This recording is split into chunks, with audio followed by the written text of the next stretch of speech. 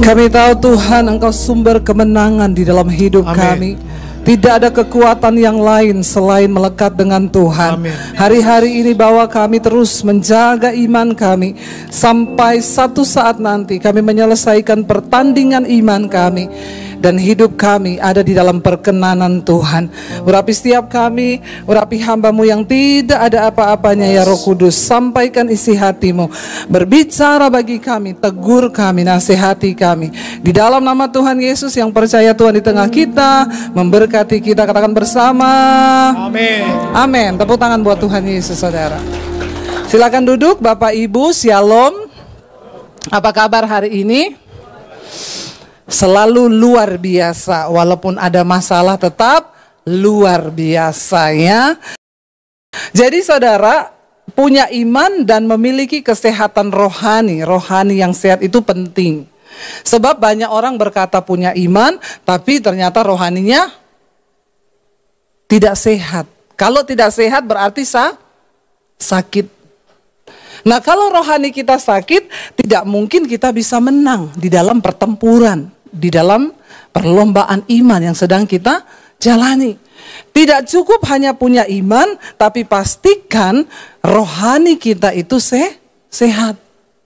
Banyak hal yang dapat membuat iman kita ini ya goyah sehingga rohani kita sakit, saudara. Ternyata banyak penyakit-penyakit rohani.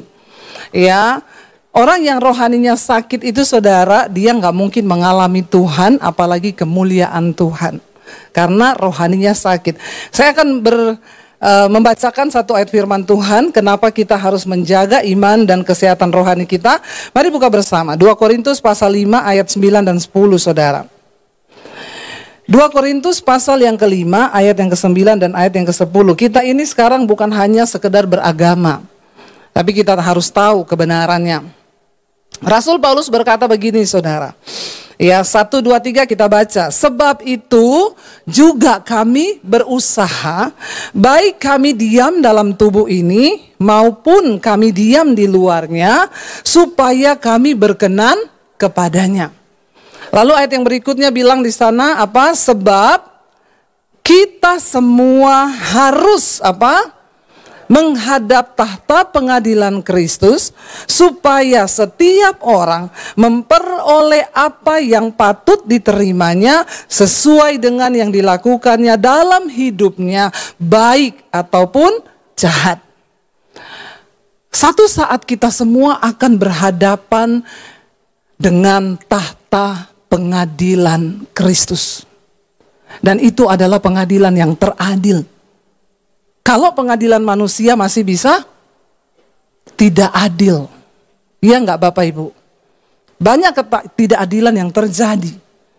Tapi satu saat semua manusia, ya, pendeta, jemaat, pengerja, presiden, pejabat, siapapun juga, kita semua akan berhadapan dengan yang namanya tahta pengadilan Kristus. Dan di sana akan terbuka semuanya. Kenapa kita harus menjaga iman dan kesehatan manusia rohani kita? Karena ini, saudara. Makanya Rasul Paulus berkata, sebab itu juga kami. Ini kenapa naik turun cahayanya ya? Silau loh ini. Agak turunin dikit boleh ya? Ini saya nanti muka saya jengkurang kayak marah-marah lagi. Nanti jemaat bilang itu Bu Devi khotbah marah-marah loh, mukanya aja marah-marah. Padahal ini karena terang, saudara. Ya, dikatakan di situ, sebab itu juga kami, juga Rasul Paulus, juga para rasul, juga mereka yang sudah kelihatan rohani, dikatakan di sana, kami berusaha, baik kami diam dalam tubuh ini, masih hidup, ataupun nanti setelah kami sudah berada di luar tubuh ini setelah mati.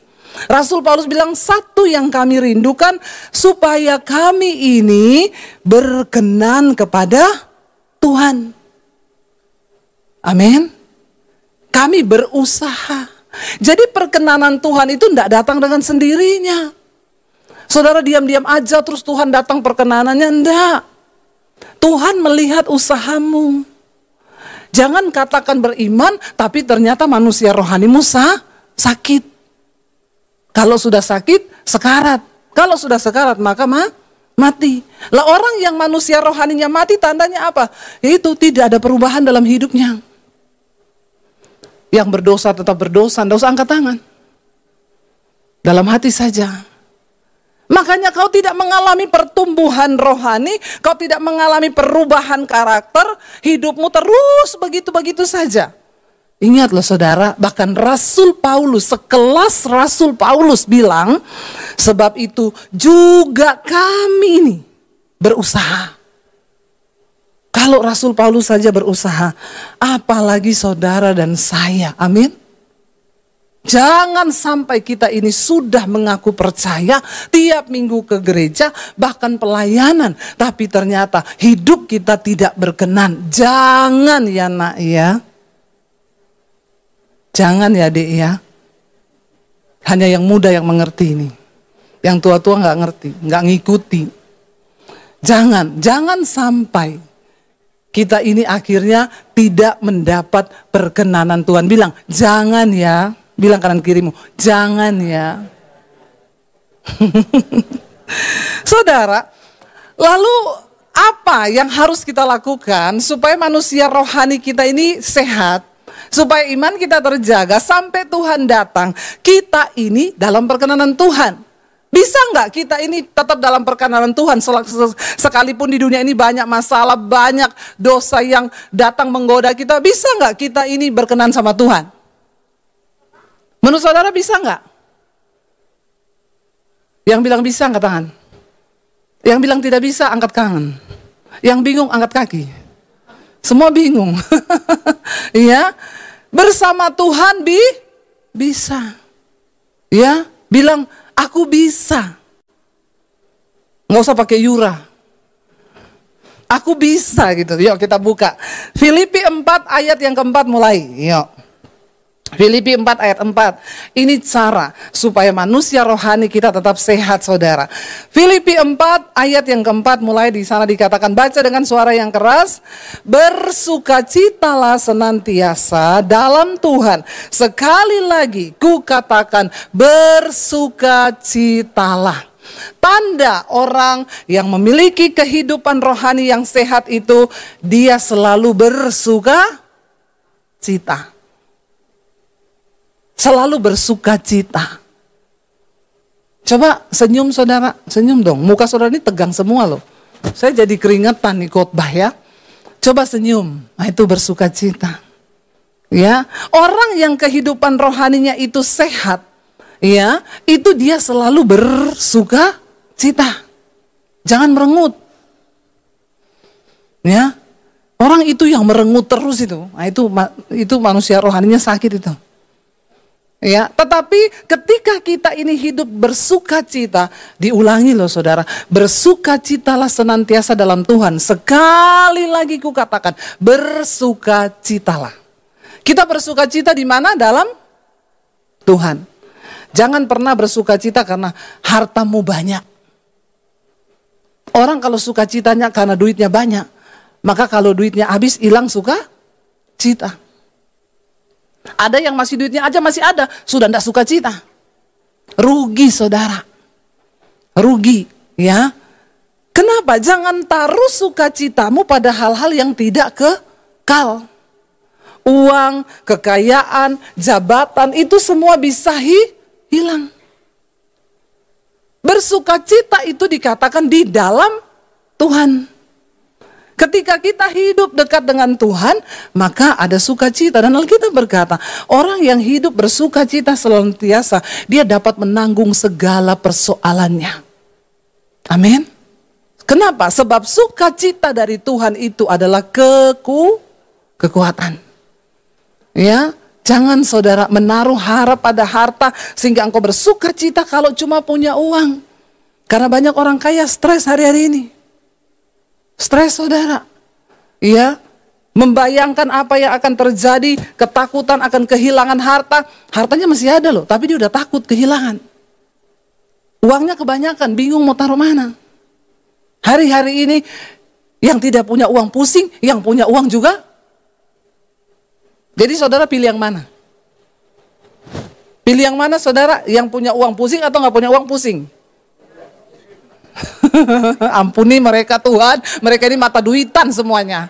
Ya, kalau saya pilih damai sejahtera dalam Tuhan Yesus. Biarpun pas-pasan, pas mau beli rumah, pas ada uang. Ya toh?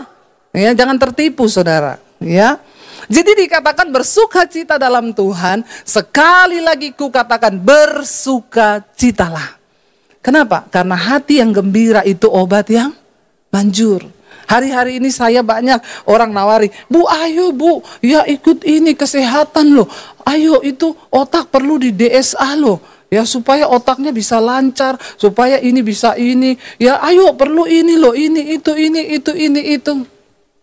Saya cuma bilang, hidup mati itu di tangan Tuhan.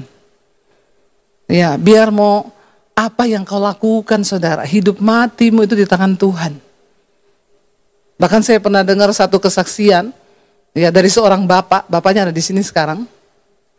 Cerita ya, salah satu pelayan Tuhan di gerejanya baru habis periksa general check up, hasilnya bagus semua.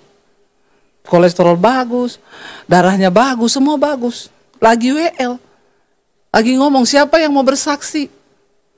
Lagi nunggu jatuh di mimbar mati. Baru keluar hasil check up-nya loh. Sehat semua loh. Ya Pak ya. Itu benar. Ya. Jadi saudara, dari sini kita melihat yuk, kita tinggal di dalam Tuhan. Bersukacita di dalam Tuhan. Kapanpun kita mati, enggak masalah. Yang penting kita di dalam Tuhan. Tinggalkan dosa. Ya, jangan bersukacita karena yang lain, apalagi bersukacita karena ada selingkuhan. Nah ini lebih parah lagi nih. Bapak-bapak hati-hati ya. Jantung berdebar cepat. Jadi bertobat ya, jangan gara-gara itu terus mati. Ayo yang kedua saudara, kita baca ayat yang kelima, di sana dikatakan, hendaklah apa? Kebaikan hatimu diketahui semua orang, Tuhan sudah dekat. Kalau bicara Tuhan sudah dekat nih, kira-kira apa saudara? Kiamat? Dia nomor 1 kiamat. Nomor 2 Tuhan sudah dekat itu apa? Ini bicara tentang hari kematian. Hari Tuhan jatuh atas hidupmu. Ya, hari Tuhan itu bisa datang kapan saja. Ya, bisa tentang kiamat, bisa juga bicara tentang kematian. Hendaklah kebaikan hatimu diketahui semua orang. Saudara, kita ini kalau mau berbuat baik tuh nggak usah tunggu ya. Saya tuh ada sekelompok ibu-ibu kaya gitu ya. Kami ini mau berbuat baik Bu Debbie. Kira-kira panti asuhan yang perlu disumbang mana ya Bu ya? Nanti dia bawa sembako cuma berapa paket terus foto-foto. Pencitraan. Nggak usah tunggu yang begitu-begitu ngomong berbuat baik. Saya mau ajar saudara. Saudara masuk ke toilet, penjaga toilet itu loh. Kasih ono duit, amin. Itu sudah berbuat baik kok. Ya, sopir di jalan ada orang yang butuh, itu sudah berbuat baik. Ada keluargamu yang nggak bisa sekolah, sekolahin, itu sudah berbuat baik. Nggak usah mau pencitraan. Hendaklah kebaikan hatimu diketahui semua orang, Tuhan sudah dekat. Supaya apa saudara? Kalau kita mati nanti satu saat orang akan bilang gini, ya ampun dia mati ya padahal orang ini baik banget loh. Seumur hidupnya itu loh dia itu saya ingat dia pernah nolong ini. Jangan sampai kita mati, kenapa nggak dari dulu dia mati, ini orang jahat sekali. Ya ada loh yang begitu saudara. Waktu hari Tuhan jatuh atas hidup kita, ya ayo kita introspeksi diri. Ya, sampai ada pendeta tuh jemaatnya mati, jemaatnya jahat sekali. Ya, dia khotbah, saudara semua orang akan mati. Keluarganya nangis, presiden mati, nabi-nabi juga akan mati. Apalagi yang kurang ngajar satu ini. Waduh, saudara kaget loh. Kenapa? Karena terkenal jahatnya. Apa yang orang kenal dari hidup kita, saudara? Jangan sampai orang itu tuh, pelitnya, minta ampun itu orang. Bertobatlah saudara. Alkitab berkata, hendaklah kebaikanmu, kebaikan hatimu itu diketahui semua orang. Bukan pencitraan, tapi orang mengalami hidupmu. Mari kita menjadi mujizat bagi orang lain. Berhenti berdoa minta mujizat terus. Tapi bilang Tuhan, aku pengen jadi mujizat bagi orang lain, amin. Ya, supaya ketika kita melakukan kebaikan, orang itu nangis dan berkata, Bu, Tuhan itu ada ya, Tuhan ada. Saya satu kali pelayanan saudara di satu kota, lalu saya ketemu sama ya teman lama lah, kita tahu dia pemain musik saudara. Lagi dia main musik itu, saya tuh bilang sama suami saya, dia itu setia ya, karena dia ini dulu saudara, dia tuh pemain di sekuler, dia nggak mau melayani Tuhan. Setiap kali orang ajak dia pelayanan, dia bilang, enggak lah, munafik semua orang di gereja itu. Saya nggak mau pelayanan di gereja. Jadi karena kita tahu dia punya bakat musik yang bagus dan luar biasa, lalu saya dan suami pengen deketi dia. Teman-teman saya bilang gini, cobaan tuh kamu deketi, tak kasih duit kamu kalau berhasil bawa dia balik ke gereja. Akhirnya kami deketi dia saudara, dia punya toko handphone, waktu itu kami datang, ya lalu pas kebetulan dia bilang gini, ya kami bilang ayo baliklah pelayanan di gereja, enggak, omong kosong, munafik semua. Lalu saat itu dia bilang, Bu, rumahku aku baru pindahan, kayaknya ada setannya deh, dia bilang. Soalnya ada satu rumah di ruangan rumah itu yang tidak boleh dibuka sama pemiliknya. Tapi anakku ini kan masih kecil, setiap kali lewat di situ teriak-teriak, katanya ada opa-opa, ada opa-opa. Dia ketakutan gitu loh. Lalu saya bilang, nah ini saatnya kamu mau setannya pergi, iya kita persekutuan ya di rumahmu ya. Oh iya boleh, kita datang. Saya bilang karena setan itu hanya bisa diusir dengan hadirat Tuhan. Lalu kita datang saudara, kita buat persekutuan, saya berdoa. Ya kita doakan ruangan itu, kita doakan, saya bilang sekarang saya sudah mendoakan. Tapi kalau kita pulang, kamu tidak bertobat, ya nanti setannya balik lagi. Diajak yang lebih jahat lagi 7. Jadi sekarang ya kamu harus bertobat, nggak bisa hanya taruh iman sama pendeta. Karena yang setan lihat tuh imanmu di sini. Oh gitu ya, terus apa ya, kamu harus bertobat. Bertobatnya gimana? Ya kamu ada dosa nggak? Gini. Ya waktu itu dia perokok keras saudara ya. Terus ini rokoknya ya itu juga buang aja rokok itu, temannya setan loh ya. Jangan melihat saya seperti itu para perokok. Biasa aja mukanya. Lalu saudara akhirnya ya dia nggak mau waktu itu, apa sih hubungannya setan sama rokok, nggak ada lah gini. Ya udah kita cuma mengingatkan. Akhirnya ya puji Tuhan dia bilang, puji Tuhan loh sejak didoakan itu anakku nggak pernah nangis lagi kalau lewat di situ, udah enak lah auranya. Jadi kita persekutuannya setiap minggu kami datang saudara persekutuan. Lalu cuma share, saya sama suami bawa gitar, dia satu keluarga. Lalu dia mulai share lah di situ. Aku ini ada dosa. Apa? Saya ini kan toko handphone. Setiap kali ada bus datang dari Jakarta, itu nanti ada yang datang ke tempat saya ini, bawa satu karung barang hasil curian, copet di bus. Pokoknya dia udah nggak tahu, ini semua ada handphone, laptop, apa-apa, bayar aja 15 juta. Ya satu karung saudara. Ya, dia langsung ambil, dia bayar. Lalu dia cerita sama saya, dia bilang, tapi kok sekarang saya enggak sejahtera ya, sejak dengar-dengar firman. Ya, ini artinya rohaninya sehat nih. Kalau orang nggak sehat itu dosa jalan terus, sejahtera terus. Dia bilang, saya kok nggak sejahtera sekarang ya. Terus, tapi kalau saya stop, terus saya pemasukannya dari mana?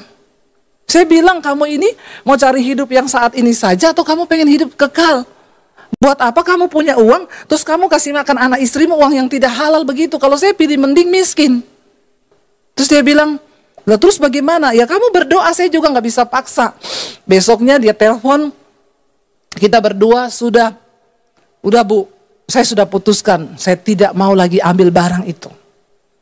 Saya mau berdoa sama Tuhan, biar Tuhan berkati. Dan satu lagi, tadi malam saya dibangunkan, katanya tengah malam. Saya bangun tengah malam, tiba-tiba ada yang suara bilang, baca Alkitab. Saya baca, saya dapat Roma pasal 12, tubuhmu itu bait Allah, bait Roh Kudus. Langsung saya diingatkan, stop rokok. Akhirnya dia stop, ya, dia berhenti rokok. Saya bilang, amin, puji Tuhan. Saudara, ketika akhirnya dia bertobat, ya, memang ya kelihatannya usahanya itu sepi, nggak kayak dulu. Tapi di tengah kesepinya itu, dia justru malah bisa beli rumah. Dia bersaksi, puji Tuhan loh, Tuhan berkati saya dengan hasil yang benar. Dari situ saya lihat dia tetap pelayanan. Sampai akhirnya berapa bulan lalu saya ketemu dia ketika pelayanan dengan suami. Saya bilang sama suami gini, dia masih setia ya melayani Tuhan loh.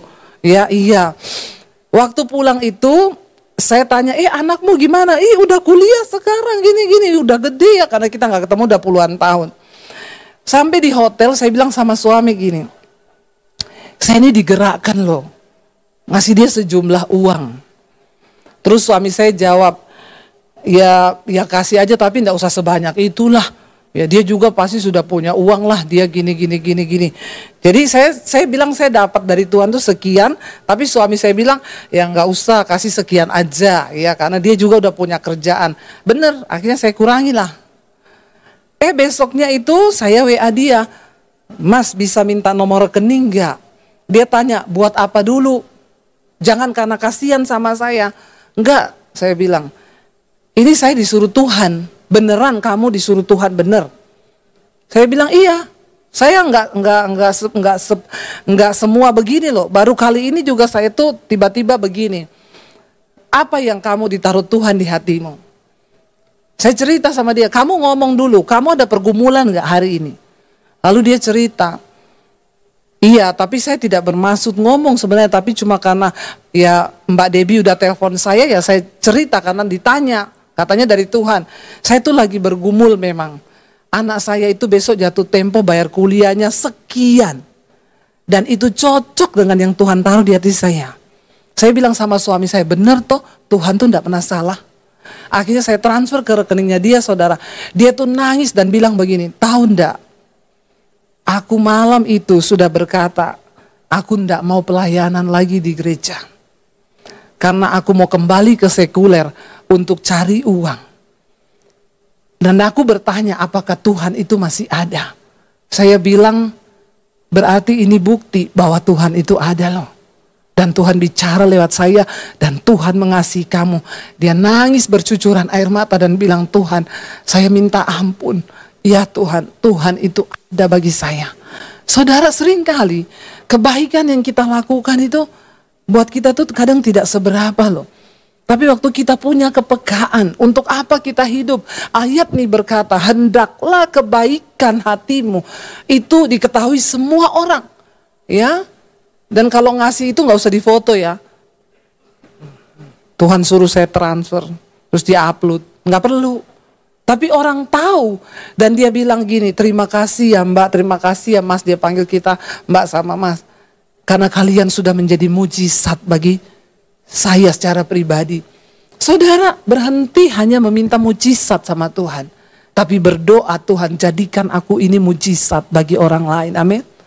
Jangan pelit. Bilang kanan kirimu, jangan pelit. Bertobat. Itu tanda bahwa manusia rohanimu itu sehat. Kalau kau rajin berbuat kebaikan, itu tanda manusia rohanimu itu sehat. Tapi orang pelit, tidak masuk surga. Ada ayatnya, cari sendiri di rumah. Kita lihat ayat berikutnya saudara. Ayat yang ke-6 di sana dikatakan, bagaimana supaya manusia rohani kita sehat? 1, 2, 3.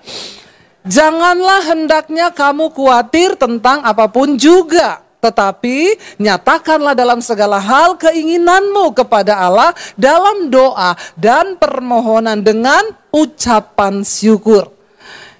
Orang yang manusia rohaninya itu sehat, tidak gampang khawatir. Yesus berkata, dengan kekhawatiranmu, engkau tidak bisa menambahkan apapun pada jalan hidupmu. Jadi daripada khawatir, lebih baik mengucap syukur. Orang yang rajin mengucap syukur tidak akan khawatir. Sebaliknya orang yang suka khawatir tidak pernah bersyukur. Jangan khawatir. Hendaknya kamu jangan khawatir tentang apapun juga. Kalau dikatakan tentang apapun juga berarti tentang apa? Semua. Tentang hidupmu, anakmu, tentang pekerjaanmu, tentang uangmu. Jangan khawatir, kata Alkitab. Ya, lalu bagaimana? Ya kuncinya dikatakan, nyatakanlah dalam segala hal keinginanmu kepada Tuhan. Kalau mulai khawatir, saya ini kekhawatiran terbesar sekarang saya ini apa saudara? Saya berdoa buat jodoh anak-anak saya. supaya mereka tidak salah pilih orang. Tapi kadang-kadang kalau saya sudah khawatir, saya berdoa, Tuhan, aku tidak mau khawatir, aku percaya Tuhan punya rencana bagi anak-anakku, dan Tuhan berproses sendiri bagi anak-anakku. Karena itu aku serahkan mereka ke dalam tangan-Mu, jodoh mereka dalam tangan-Mu, di dalam nama Tuhan Yesus. Lepas sudah beban saya. Soalnya kalau kita khawatir terus, saudara, ya, ibu-ibu kalau kau khawatir terus tentang suamimu, ya, itu dia, dikit-dikit telepon. Pak, video call, Pak. Lagi di mana, Pak? Video call. Ya, akhirnya suami itu kasihan ya. Kenapa? Kita nih khawatir terus mikir nih suami di mana, mau jadi satpam bagi suaminya. Tadi barusan ada ibu cerita sama saya, suami saya selingkuh, Bu. Dia bilang, saya hari ini ada acara di kantor ini, saya datang nih kantornya. Capek nggak ibu-ibu? Ya, doakan saja suamimu, Tuhan, aku serahkan suamiku dalam tangan-Mu. Kalau dia macam-macam, hajar dia, Tuhan. Amin, ibu-ibu. Itu doa terbaik, hajar Tuhan. Ya, nggak apa-apa. Siapa yang suruh? Alkitab yang suruh. Karena firman Tuhan bilang, Tuhan itu menghajar orang yang dikasihinya. Nah, kalau suami kita masih dikasihi, dihajar. Tapi kalau sudah nggak dikasihi, mati serangan jantung lagi selingkuh. Nggak usah dimata-matain ibu-ibu, kau capek khawatirkan suamimu terus. Ya, ada ibu-ibu sudah tua umur 70 datang sama saya, Bu, saya mau cerai sama suami saya. Ibu umur berapa sekarang? 70. Terus ibu mau cerai ngapain? Dia selingkuh, Bu. Biarin aja, Bu, dia selingkuh, bentar lagi juga dia mati. Yang penting kan ibu jangan cerai. Ibu ingat anak-anak ibu. Nggak usah cerai. Alkitab bilang anak-anakmu nanti jadi anak-anak cemar. Doakan saja. Udah tua juga ngapain cerai, coba saudara. Bingung nggak kita? Ya itu juga bapak udah 70 masih selingkuh itu loh. Heran saya kegatelan. Bertobat ya. Tengking itu roh gatel dalam dirimu tuh. Ya udah nggak usah pakai bicara basa-basi sekarang ini. Orang Kristen nih, bolak-balik dosanya cuma itu terus, saudara.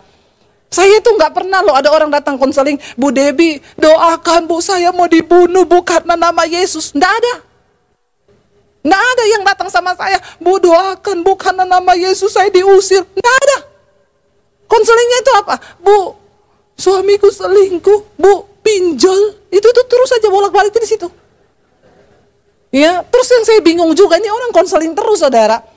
Ibu-ibu mau konseling apa? Suami saya selingkuh. Apa yang harus saya perbuat, Bu Debbie? Doakan, ampuni. Cuma itu, Lah ibu maunya apa? Saya bilang cerai gitu. Kagak. Doakan. Udah tua 70 mau cerai, saudara.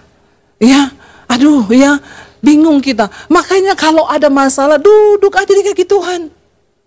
Datang di kaki Tuhan, serahkan khawatirmu kepada Tuhan, nyatakan semua keinginanmu kepada Tuhan.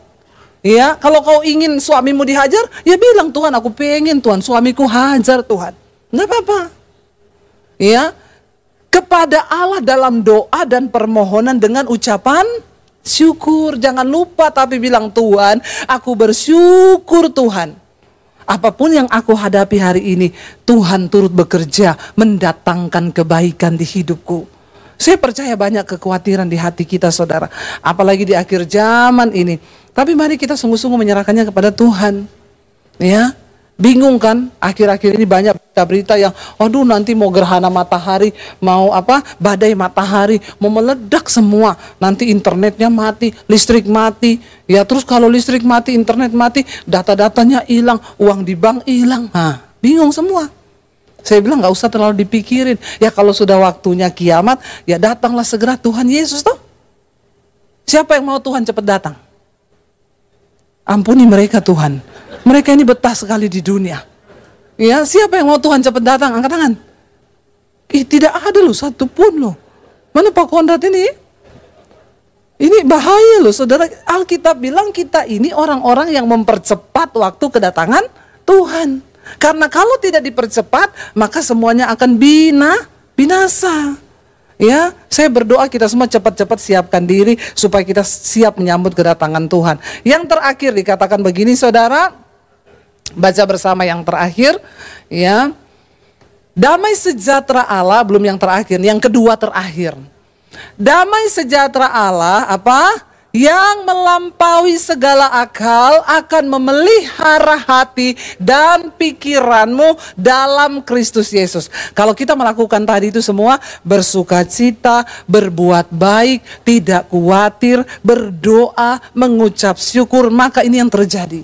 Damai sejahtera Allah yang melampaui segala akal pikiranmu. Hari-hari ini banyak orang gak damai.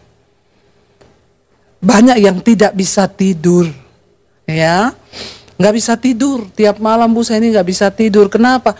Apalagi anak-anak muda sekarang, banyak anak muda nggak bisa tidur. Makanya sekarang, ya, penderita diabetes di kalangan anak-anak muda naik drastis, anak-anak kecil. Ya, kenapa? Banyak yang sakit, stres, nggak bisa tidur. Ini Alkitab yang ngomong loh, damai sejahtera Kristus itu melampaui akal pikiran kita. Jadi jangan sampai persoalan, masalahmu, kerjaanmu bikin kau kehilangan damai sejahtera. Karena itu Alkitab bilang, damai dari Allah itu melampaui akal pikiran kita. Amin. Yang berikutnya, yang terakhir, ini benar-benar terakhir ya. Masih ada. Ya, akhirnya saudara apa? Semua saudara-saudara, semua yang benar, semua yang mulia, semua yang adil, semua yang suci, semua yang manis, semua yang sedap didengar, semua yang disebut kebajikan dan patut dipuji, pikirkanlah semuanya itu. Katakan amin. Kalau pikiran kita udah mulai kacau saudara, katakan ini, saya itu kalau sudah iblis itu menanamkan banyak pikiran yang bukan dari Tuhan, saya tarik napas sejenak, saya bilang, akhirnya semua yang baik, semua yang manis, semua yang patut dipuji, yang disebut kebajikan, pikirkanlah semuanya itu. Supaya pikiran kita ini tidak liar, sehingga banyak dosa akhirnya berkembang di dalam pikiran kita. Kenapa saudara? Karena kita harus yang ayat 9, ini benar-benar terakhir. Ayat yang ke-9, karena jemaat itu senang kalau dibilang terakhir. Makanya belum terakhir, saya bilang terakhir. Ayo baca sama-sama yang terakhir, ini yang benar-benar. Dan apa yang telah kamu pelajari, dan apa yang telah kamu terima, dan apa yang telah kamu dengar, dan apa yang telah kamu lihat padaku, lakukanlah itu, maka Allah sumber damai sejahtera akan menyertai kamu. Saudara, kita diminta bukan hanya melakukan, tapi apa yang kita terima dari firman Tuhan harus kita bagikan buat orang lain. Karena di luar sana masih banyak orang yang sedang berjalan kepada kebinasaan. Dan tugas saudara dan saya ceritakan tentang Tuhan dalam hidup mereka. Hari-hari ini tuaian itu menguning saudara. Hari-hari ini tuaian itu siap dituai. Ayo kita punya kepekaan anak-anak muda. Tuhan mau pakai hidupmu loh. Layani teman-temanmu yang gak bisa tidur itu. Ya. Kalau dia datang ngomong, aku hari-hari ini gak bisa tidur. Jangan saudara ngomong gini, sama saya juga. Ya ngapain ya? Banyak begitu sekarang. Aku hari-hari ini stres. Sama, aku juga stres. Ya kata psikolog aku stadium 3, aku 4. Ya Tuhan, apa yang sedang terjadi ya? Tapi ayo, ya bilang, kamu gak bisa tidur, coba putar lagu rohani, dengerin khotbah.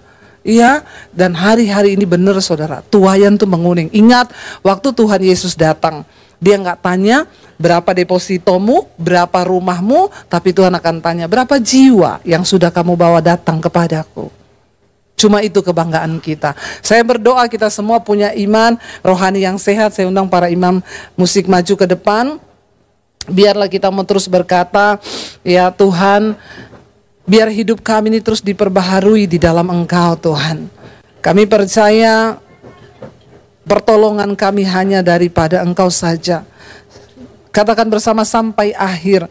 Kami menutup mata, kami akan tetap setia kepadamu Tuhan. Bangkit berdiri saudara. Firman Tuhan berkata bahwa satu saat kita semua akan berdiri di hadapan tahta pengadilan Kristus. Untuk memberikan pertanggungan jawab atas iman kita. Karena itu mari kita berusaha saudara. Firman Tuhan, Rasul Paulus berkata, karena itu kami juga berusaha Supaya entah kami diam dalam tubuh ini ataupun kami diam di luarnya, satu saat ketika mati, kami tetap dalam perkenanan Tuhan. Mari datang pada Tuhan, saudara. Bilang, Tuhan, bawa kami Tuhan untuk melakukan firman, menjaga iman dan kesehatan manusia rohani kami. Karena ada begitu banyak hal yang mencoba menyeret kami hari-hari ini. Di akhir zaman akan datang masa yang sukar, tapi orang yang berpegang pada firman Tuhan, mereka akan tetap hidup sampai selama-lamanya. Tidak ada kekuatan lain selain dalam firman-Mu Tuhan. Orang yang melakukan firman Tuhan, mereka akan terus berjalan, tidak menjadi lelah, tidak menjadi lesu. Amen. Sebab firman Tuhan menjadi kekuatan. Amen. Yang datang suami istri boleh bergandengan tangan.